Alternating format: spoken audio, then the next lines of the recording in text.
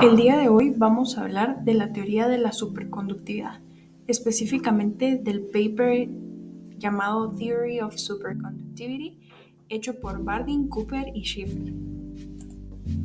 Empezaremos preguntándonos qué es la teoría de la superconductividad. Básicamente, la superconductividad es un fenómeno físico que ocurre en ciertos materiales a bajas temperaturas, en el cual estos materiales pierden completamente su resistencia eléctrica. Esto significa que pueden conducir corriente eléctrica sin ninguna pérdida de energía. Y la teoría de la superconductividad es un esquema teórico y matemático que busca explicar cómo esto puede suceder.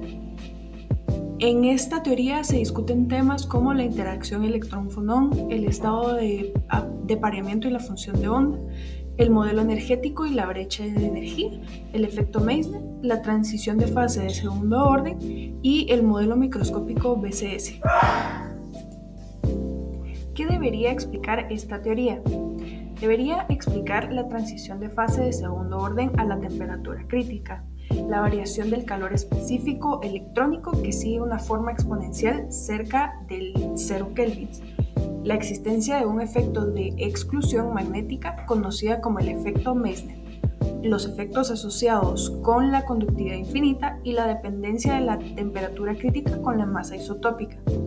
Se presenta una teoría que explica estos fenómenos proporcionando un acuerdo cuantitativo con los datos experimentales de calores específicos y profundidades de penetración y cómo varían con la temperatura.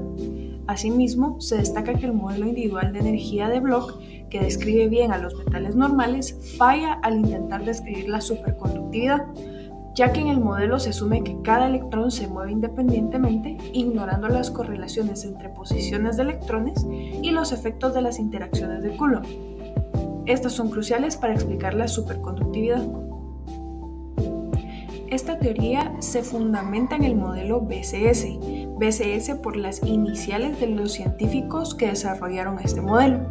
Este modelo proporciona un marco fundamental para entender la superconductividad mediante la formación de pares de Cooper, que son posibles gracias a una interacción atractiva efectiva que superan las repulsiones coulombianas, y las describe a nivel microscópico, destacando el papel de los fonones y del apantallamiento en este proceso. En este modelo se detallan estos 8 puntos importantes de los cuales hablaremos más adelante. Para explicar los conceptos de los que se hablan en el paper, vamos a dividir toda esta teoría en etapas. Para esto vamos a utilizar este diagrama. Vamos a entender esta teoría como un metal pasando de su estado conductor a su estado superconductor. Este proceso se puede dividir en dos grandes partes, la fase normal y la fase superconductora. Y estas dos fases se dividen en 6 fases fundamentales, las cuales vamos a estar platicando a través de la presentación. Las 6 etapas principales de nuestro proceso son las siguientes. Primero, los electrones actúan como partículas independientes. Pasan a un enfriamiento hasta la temperatura crítica, en donde empieza la formación de pares de Cooper. Procedemos al estado fundamental. Este estado es el que va a hacer que nuestro conductor se vuelva superconductor. Pasamos a la fase superconductora y al final podemos entrar en un estado de excitación. Para poder entender en su totalidad este diagrama, vamos a definir el proceso en 4 factores, que son los electrones, la resistencia eléctrica, los fonones y la energía del sistema. Como pueden ver, a estos 4 factores van transicionando a lo largo del proceso y van cambiando según la etapa en la que nos encontramos. Entonces, en el estado inicial tenemos a un conductor normal. En un conductor normal, los electrones se comportan como partículas independientes. Estos electrones son dispersados constantemente debido a las vibraciones de la red cristalina, es decir, los fonones, y las imperfecciones del material, lo cual genera resistencia eléctrica. En este caso, la densidad de estados cerca del nivel de Fermi es constante, lo que significa que hay muchos niveles energéticos disponibles para que los electrones puedan ocupar y ser excitados, lo cual facilita la dispersión y por lo tanto la resistencia. material se alcanza la temperatura crítica. Esta es la temperatura por debajo de la cual ocurre la transición de fase del material, pasando de la fase normal a la fase superconductora. Al alcanzar la temperatura crítica, los electrones comienzan a experimentar una interacción atractiva efectiva, que se debe a la interacción electrón-fonón. A temperaturas inferiores a la temperatura crítica, los electrones cercanos al nivel de Fermi se emparejan en pares de Cooper. Esta interacción atractiva entre electrones con espines opuestos es mediada por los fonones. Los pares de Cooper se comportan de manera coherente, formando un estado cuántico colectivo. Estos pares no son fácilmente dispersados por las vibraciones de la red, lo que contribuye a la resistencia cero, característica de los superconductores.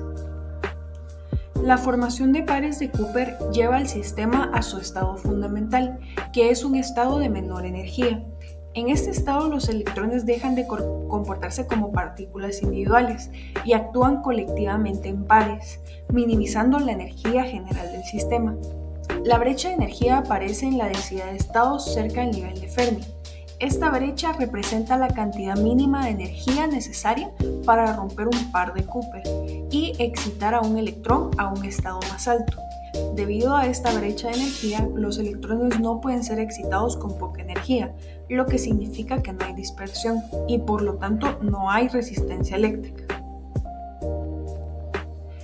Cuando el material alcanza el estado fundamental y los pares de Cooper están formados, el material entra en la fase superconductora. En esta fase, la resistencia eléctrica desaparece debido a la coherencia de los pares de Cooper y la presencia de la brecha de energía. Los pares de Cooper se mueven sin dispersión, lo que permite la conducción sin pérdida de energía. Es decir, el material se convierte en un superconductor. Aquí es donde entra el efecto Meissner. Cuando el material está en la fase superconductora, exhibe este efecto. Este fenómeno implica la expulsión del campo magnético del interior del superconductor. La corriente inducida en la superficie del material genera un campo opuesto al campo magnético aplicado, lo que asegura que el campo magnético no penetre en el interior del superconductor. Este efecto es una manifestación macroscópica de la coherencia cuántica de los pares de Cooper y contribuye a que el superconductor se comporte como un diamagneto perfecto. De aquí es donde viene el efecto de levitación que hemos visto en los superconductores. Si el sistema recibe energía adicional, algunos de los pares de Cooper pueden romperse. En este caso, el sistema pasa a un estado excitado. Los fonones juegan un papel importante en este estado, ya que si un fonón tiene suficiente energía, puede transferir esta energía a un par de Cooper y romperlo, generando dos cuasipartículas en estado excitado. Los electrones excitados ya no están emparejados y se comportan como partículas individuales, similares a los electrones en un conductor normal. Estos electrones pueden interactuar con los fonones y ser dispersados, lo cual introduce una resistencia parcial en el sistema. Este proceso es más probable a temperaturas cercanas a la temperatura crítica, donde la energía térmica puede ser suficiente para romper algunos de los pares de Cooper. Vamos a adentrarnos un poco en los conceptos necesarios para entender la fase donde el material se comporta como un conductor y los electrones como partículas independientes. Para esto iniciaremos definiendo qué es el modelo de partículas individuales de Bloch. El modelo de partículas individuales de Bloch es una descripción teórica que se usa para entender el comportamiento de los electrones en un material sólido, particularmente en un cristal. En un cristal, los átomos están organizados de manera periódica, formando una red. Esta disposición crea un potencial periódico que afecta a los electrones. Según el modelo de Bloch, este potencial periódico permite que los electrones se comporten de manera similar a las ondas. La clave del modelo son las funciones de Bloch, que describen las funciones de onda de los electrones en presencia del potencial periódico de la red. Estas funciones de onda permiten que los electrones se comporten como cuasipartículas cuyas propiedades están definidas por su interacción con la red periódica. Como resultado de la periodicidad de la red, el modelo de Bloch lleva al concepto de bandas de energía, donde los niveles de energía permitidos para los electrones se agrupan en bandas. Entre estas bandas hay zonas de energía que no pueden ser ocupadas, conocidas como bandas prohibidas o gaps. Esta estructura de bandas de energía explica por qué algunos materiales son conductores, otros son semiconductores y otros son aislantes. Dependiendo de si las bandas de energía están llenas o si existe un gap de energía que impida que los electrones contribuyan a la conductividad. En el modelo de Bloch se supone que los electrones se mueven independientemente unos de otros a través de la red cristalina. En el contexto del artículo sobre superconductividad, el modelo de Bloch describe la fase normal de un material, es decir, el estado en el cual los electrones se comportan como partículas individuales moviéndose independientemente. Para continuar adentrándonos en el proceso de pasar de un conductor a un superconductor, vamos a aclarar las diferencias principales entre ambos, empezando por la resistencia. Los superconductores tienen resistencia cero, por debajo de su temperatura crítica, mientras que los conductores siempre presentan resistencia. El efecto Meissner. Solo los superconductores presentan la expulsión completa del campo magnético. Otra diferencia es la temperatura crítica. Los superconductores tienen una temperatura crítica que define la transición a su estado superconductor. Los conductores no presentan una transición similar. Y por último, las corrientes persistentes. Los superconductores pueden soportar corrientes persistentes sin pérdida de energía, mientras que en los conductores, la corriente siempre decae por la resistencia interna. En la etapa inicial, los fonones aún no juegan un papel tan determinante en el material, así que antes de pasar a la siguiente etapa vamos a definir qué es un fonón. En el contexto de este paper sobre superconductividad, un fonón es una cuasipartícula que representa una vibración colectiva de los átomos en una red cristalina. En otras palabras, es una cuantización del movimiento vibratorio de los átomos en un material sólido y se comporta como una partícula de energía discreta, similar a cómo el fotón representa a una cuanta de luz. Los fonones juegan un papel crucial en la teoría de la superconductividad, ya que permiten la interacción entre electrones mediante un proceso llamado intercambio de fonones virtuales. Esta interacción atractiva entre electrones, facilitada por los fonones, puede superar la repulsión eléctrica natural. Este tipo de interacción, llamada interacción electrón-fonón, es lo que lleva a la formación de pares de electrones llamados pares de Cooper, que son esencialmente para la aparición del estado superconductor. En este estado, los electrones emparejados se mueven sin resistencia eléctrica a través del material, lo cual es una característica fundamental de la superconductividad. Para entender el proceso de cómo el material va pasando de ser un conductor a un superconductor, necesitamos un operador que nos resuma la energía del sistema. En el estado normal, el hamiltoniano se ve de esta forma. En conjunto, estos términos describen un sistema donde los electrones tienen energía cinética, pero su movimiento se ve afectado por las interacciones entre ellos y con la red cristalina. Las vibraciones de la red son responsables de dispersar a los electrones y por lo tanto son una de las principales causas de la resistencia eléctrica. Recordemos que las vibraciones de la red son los fonones. Empecemos a descomponer nuestro hamiltoniano. El primer término representa la energía cinética de los electrones que tienden a moverse libremente a través del material. El segundo término describe la interacción coulombiana entre los electrones, generando repulsión que contribuye a la dispersión de los electrones. El último término describe la interacción de los electrones con la red cristalina, donde los fonones juegan un papel clave dispersando los electrones y generando resistencia eléctrica. Cuando el material se enfría y se aproxima a la temperatura crítica, algunos de estos términos se modifican para reflejar la interacción atractiva, que permite la formación de pares de Cooper y el ingreso del material a la fase superconductora. Por ejemplo, la interacción con los fonones, que originalmente dispersa los electrones, se convierte en un mecanismo de atracción efectiva entre los electrones, lo cual cambia drásticamente el hamiltoniano del sistema, dando lugar a la superconductividad. Ahora vamos a profundizar un poco más en la segunda etapa, la cual es el enfriamiento hasta la temperatura crítica que ocasiona que los electrones tengan interacción atractiva y los fonones pierdan la energía. Empecemos por definir qué es la temperatura crítica. Es el punto de transición entre el estado normal y el estado superconductor de un material.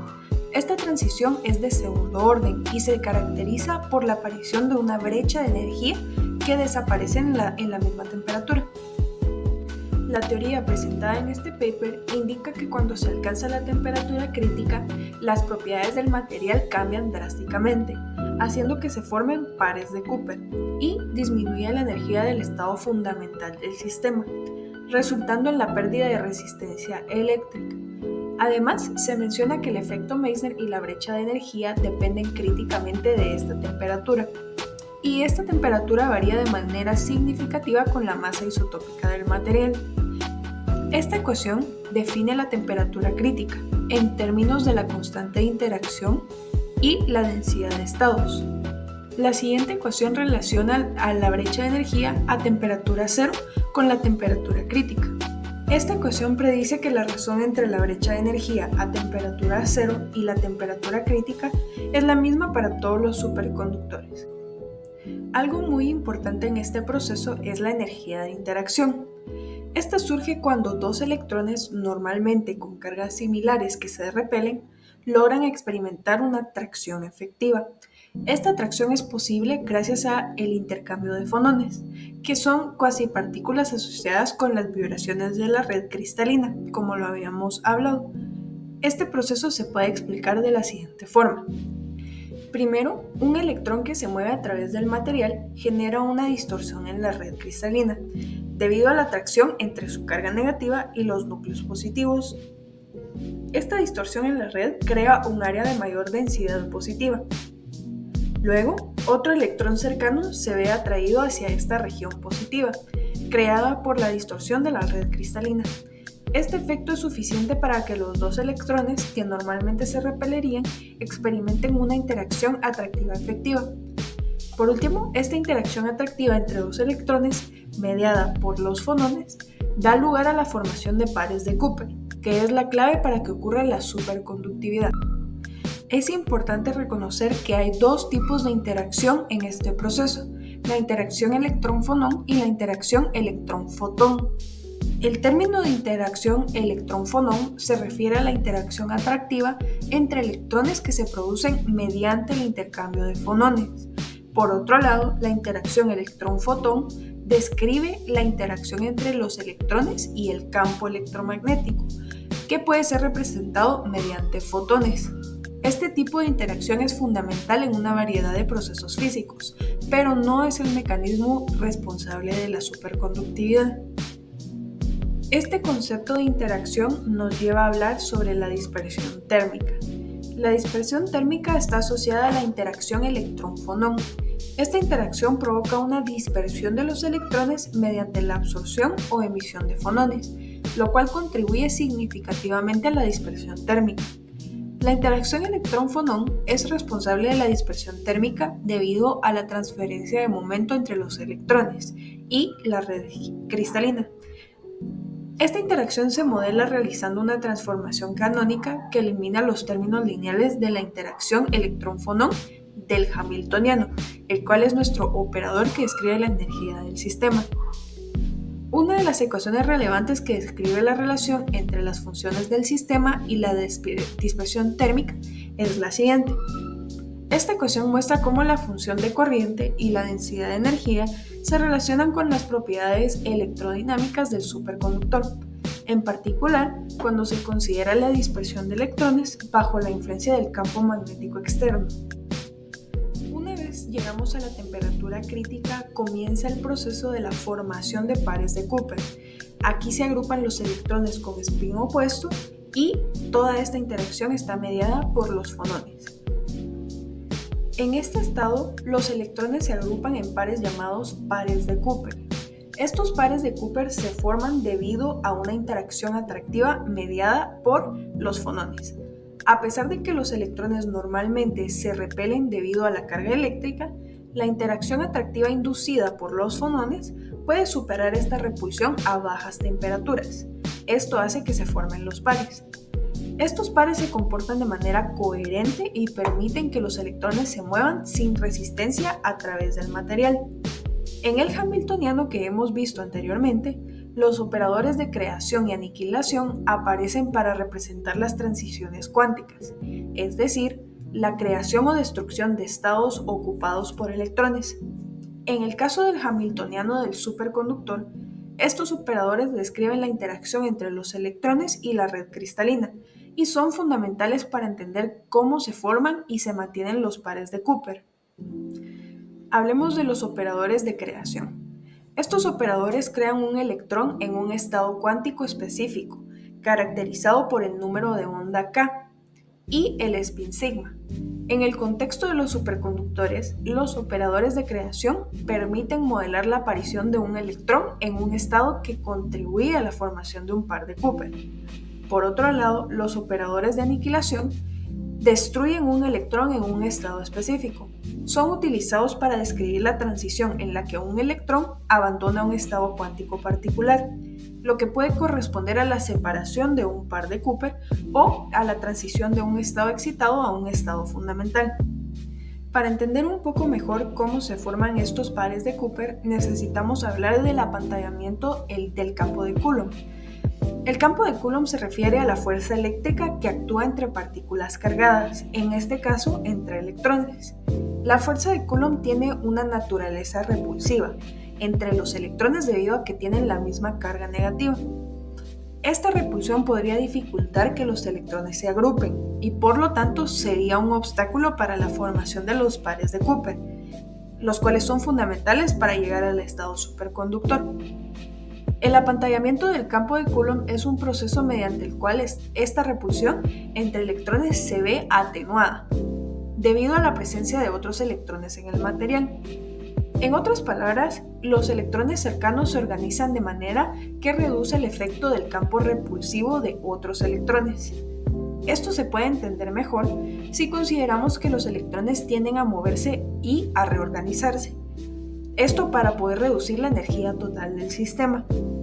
De esta manera, la fuerza de repulsión entre dos electrones en un material no es tan intensa como lo sería si estuviera en el vacío. Pero, ¿cómo se produce el apantallamiento? En un sólido, cuando un electrón crea un campo eléctrico, debido a su carga, los otros electrones de conducción responden a este campo. Esta respuesta tiene el efecto de neutralizar parcialmente el campo repulsivo original. Esta redistribución de la densidad electrónica se conoce como apantallamiento y tiene el efecto de reducir la fuerza de Coulomb efectiva que actúa sobre los electrones en el material.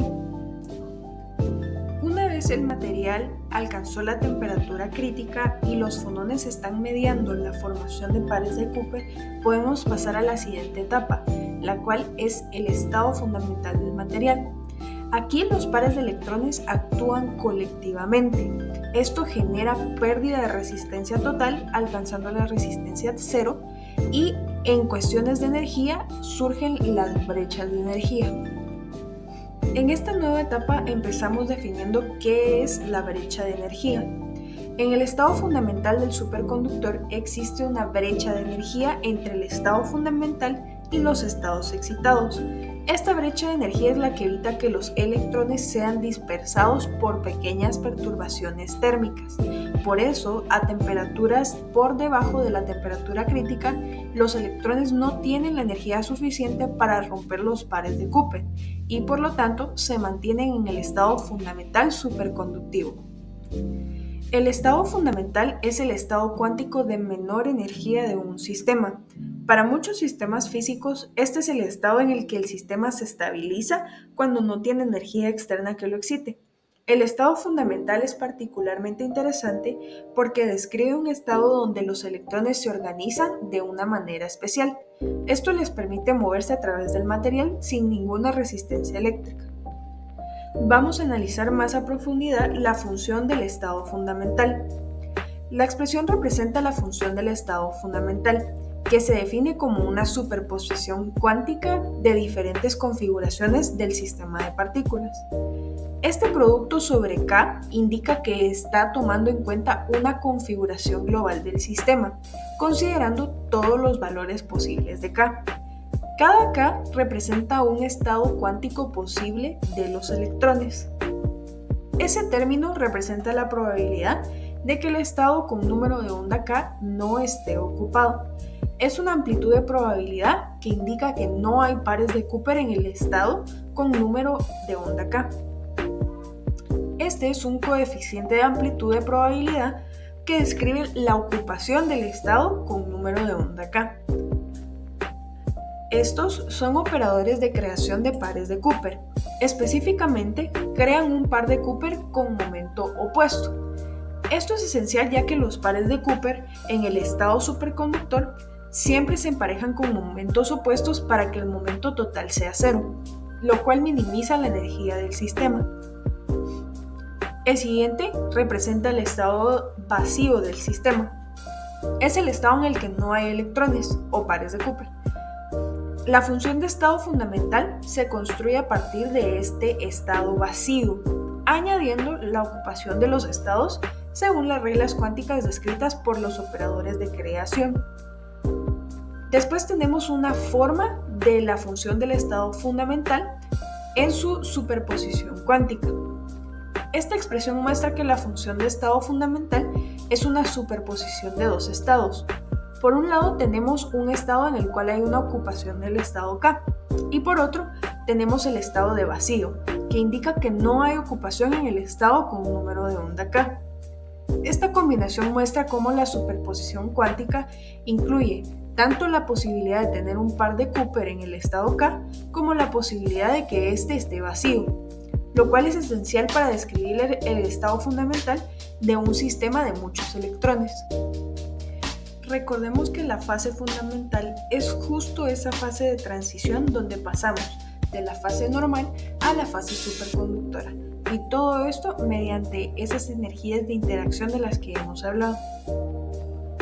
Una vez el sistema entró en el estado fundamental, ya podemos pasar a la fase superconductora. Aquí es donde los pares de Cooper ya están formados, ya están estables y pueden moverse sin dispersión. El hamiltoniano del sistema cambia porque los niveles de energía cambian y también toda esta estabilidad del sistema está dada por los fonones. Aquí es donde surge el efecto Meissner. Ya que los niveles de energía cambian en la fase superconductora y dependen de factores diferentes, el hamiltoniano cambia de esta forma. Vamos a detallar cada parte del hamiltoniano. El hamiltoniano se descompone en dos partes importantes, H0 y HI. H0 representa los términos de energía del sistema que no involucran interacciones explícitas entre partículas. HI describe la interacción que ocurre entre las partículas, incluyendo la interacción electrón-fonón y la repulsión de Coulomb. Empezando por este término. Este término se refiere a la energía de Bloch. Representa la energía del electrón mediada con respecto al nivel de Fermi. Nk es el operador número que indica si un estado con número de onda K está ocupado. El siguiente término es la energía de electrones ocupando estados por debajo del nivel de Fermi. Nuevamente, la energía del electrón. Este término indica los términos desocupados por debajo del nivel de Fermi. La suma se realiza sobre los estados por debajo del nivel de Fermi, contabilizando la energía asociada a los estados no ocupados. Como último término de la parte de H0 tenemos la interacción de Coulomb. Este término representa la interacción de Coulomb, que es la repulsión electrostática entre electrones. En el caso de la superconductividad, esta repulsión debe ser apantallada o reducida por la interacción mediada por fonones para permitir la formación de pares de Cooper. Pasamos a la parte de HI, empezando con el término más complejo y describe la interacción atractiva entre los electrones mediada por fonones. Vamos a desglosarlo por partes. La suma suma se realiza sobre los vectores de onda K y K', así como sobre los espines sigma y sigma'. Esta doble suma representa la interacción entre diferentes pares de electrones. El término de H/ωk es la energía del fonón asociado con el vector de onda K'. Este término representa el elemento de matriz para la interacción electrón-fonón. Describe la probabilidad de que la interacción entre los electrones ocurra mediante el intercambio del fonón. Está relacionado con la amplitud de las vibraciones de la red cristalina. Estos son operadores de creación y aniquilación. Estos operadores crean o destruyen un electrón en el estado caracterizado por el vector de onda K y el spin sigma. Estos términos describen el proceso por el cual dos electrones interactúan y cambian sus estados como resultado de la emisión o absorción de un fonón. Por último, este término en el denominador representa la energía del sistema antes y después del intercambio de fonones. Describe cómo la energía de los electrones cambia debido a la interacción mediada por el fonón. Para que la interacción sea atractiva, la diferencia de energías debe ser menor que la energía del fonón. Hablamos de que en la fase superconductora surge el efecto Meissner. En el efecto Meissner, el campo magnético es excluido del interior del superconductor, haciendo que éste se comporte como un diamagneto perfecto. Este fenómeno se explica en el documento investigando la transformada de Fourier de la densidad de corriente en el límite en el cual el vector de onda tiende a cero. Si la densidad de corriente no se anula en este límite y tiene signo opuesto al del campo, el sistema expulsará el campo de su interior. Algunas de las ecuaciones que describen el efecto Meissner son estas. La primera, donde A es el potencial vector, lambda es la constante de penetración del hondo. Esta ecuación establece cómo el campo magnético es expulsado del superconductor, mostrando la relación entre la densidad de corriente y el campo aplicado. Hablemos de la siguiente ecuación. Aquí J representa la densidad de corriente en el límite en el que el vector de onda tiende a cero, y A es el potencial vector. Esta ecuación ilustra la relación entre la corriente inducida y el campo aplicado, mostrando cómo el campo es expulsado del superconductor. Finalmente tenemos la tercera ecuación, donde lambda es la profundidad de penetración o esquinter. Esta varía con la temperatura, disminuyendo hasta el valor lambda 0, a medida que la temperatura se aproxima a 0. Finalmente pasamos a la última etapa. Este es un posible estado de excitación. Esto puede suceder una vez estamos en la fase superconductora y es provocada por una energía adicional que se le introduce al sistema. Esto provoca que los electrones entren en un estado excitado y introducimos un nuevo término al hamiltoniano, el cual es la energía de excitación. Empecemos entendiendo qué es el estado de excitación. Los estados excitados se forman a partir de la configuración del estado fundamental, pero introduciendo partículas individuales o pares excitados. Los estados excitados se caracterizan por tener uno o más electrones fuera de la configuración habitual. Es decir, algunos electrones ocupan estados que no están emparejados o están en estados con una mayor energía. En general, el estado de excitación se puede describir en términos de un conjunto de funciones de onda. Estos representan diferentes combinaciones de pares excitados y partículas individuales. El cálculo de la energía de los estados excitados se realiza usando un hamiltoniano reducido. Este tiene en cuenta las contribuciones energéticas de las partículas y los pares excitados. Una de las propiedades importantes de estos estados es que son la energía mínima requerida para formar una excitación. Podemos definir la nueva ley de dispersión para las excitaciones de tipo partícula individual con la siguiente ecuación. Esta ecuación muestra la relación entre las energías de los estados excitados en la fase superconductora y cómo difiere de las excitaciones de un conductor normal. Algo muy importante es cómo se distribuyen dentro de la red cristalina estos nuevos electrones que están sueltos o pares desconectados. La distribución de estados excitados se refiere a cómo se reorganizan los electrones y los pares de Cooper en el sistema cuando deja de estar en el estado fundamental. Para describir esta distribución es necesario entender qué estados están ocupados y cuál es la probabilidad de ocupación de cada estado. La función de onda del estado excitado no se limita a describir un único estado en el que todos los pares de Cooper estén rotos o todos estén presentes. En cambio, la función de onda describe una superposición cuántica en la que el sistema tiene una combinación de pares de Cooper. Estos aún permanecen y electrones individuales que han resultado de la ruptura de algunos pares se introducen al modelo. La construcción de la función de onda del estado excitado se realiza proyectando la función de onda del estado fundamental sobre los nuevos estados. Esto significa que la función de onda se descompone en partes. A medida que la temperatura aumenta, los pares de Cooper empiezan a romperse, esto debido a la energía térmica adicional. Esta energía térmica se transfiere a los electrones que dejan de estar emparejados y pasan a estados individuales de mayor energía. Estas configuraciones de ocupación se representan matemáticamente utilizando operadores de creación. Estos permiten crear los pares de Cooper o los electrones individuales en los estados correspondientes. Para entender cómo se distribuyen los estados excitados en el sistema, es importante considerar la energía libre del sistema. Esta viene dada por la siguiente ecuación, donde W es la energía total, S es la entropía. La energía libre se minimiza a una temperatura dada, lo que determina la distribución más estable. A bajas temperaturas, el sistema tiende a minimizar la energía, agrupando a los electrones en pares de Cooper. A temperaturas más altas, la entropía juega un papel importante y más pares de Cooper tienden a romperse, lo que aumenta la cantidad de electrones individuales. Este estado tiene su propia función, la función de estado excitado. Esta función describe un estado donde se ha roto un par de Cooper y se ha generado dos electrones individuales en los estados. La función de onda es una combinación lineal que incluye las probabilidades de tener o no un par de Cooper en cada estado K. Los operadores de creación actúan sobre el estado de vacío, creando los pares de Cooper o los electrones individuales correspondientes.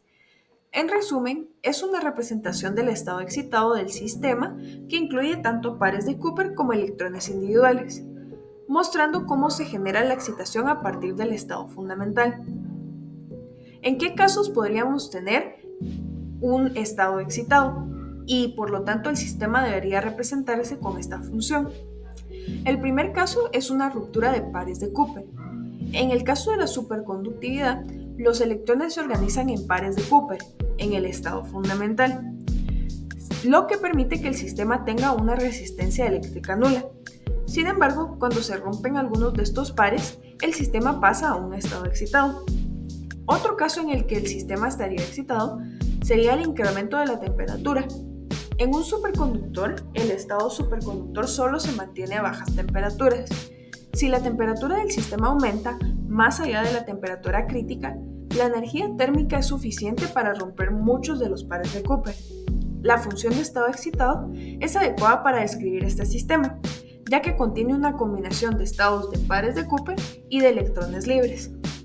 Otro caso es la aplicación de un campo electromagnético intenso. Cuando se aplica un campo electromagnético intenso al superconductor, los pares de Cooper pueden absorber energía de este campo. Si las energías son suficientes, pueden romper los pares y excitar el sistema. Otro ejemplo es la interacción con fotones o partículas externas. En un experimento donde se bombardea el superconductor con fotones o partículas externas, los pares de Cooper pueden ser perturbados o romperse. Esta interacción puede transferir suficiente energía a los electrones para que se desacoplen y se comporten como partículas libres. Otro ejemplo son los estados de transición entre superconductividad y estado normal. La función de estado excitado también puede representar el sistema durante una transición gradual entre el estado superconductor y el estado normal. A medida que se incrementa la energía del sistema, algunos pares de Cooper se rompen y aparecen electrones individuales en el sistema. Y por último tenemos perturbaciones mecánicas o impurezas. Si el superconductor tiene impurezas o solo se le aplica una perturbación mecánica, como una vibración, Estas perturbaciones pueden causar la ruptura de algunos pares de Cooper, excitando el sistema. Finalmente, hablemos del operador que describe la energía del estado excitado.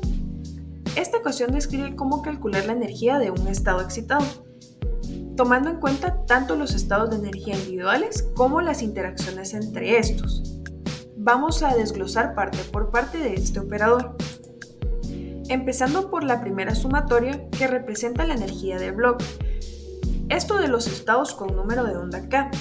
Esta es la energía individual de los electrones medida respecto al nivel de Fermi. El siguiente término representa la energía de los pares de Cooper. Las interacciones entre los estados, energía total de la interacción, la diferencia de la energía de interacción entre los estados cuando están ocupados por pares de Cooper y cuando están ocupados por partículas individuales. En general es un término importante porque describe cómo cambia la energía del sistema debido a la ruptura de los pares y la presencia de electrones individuales.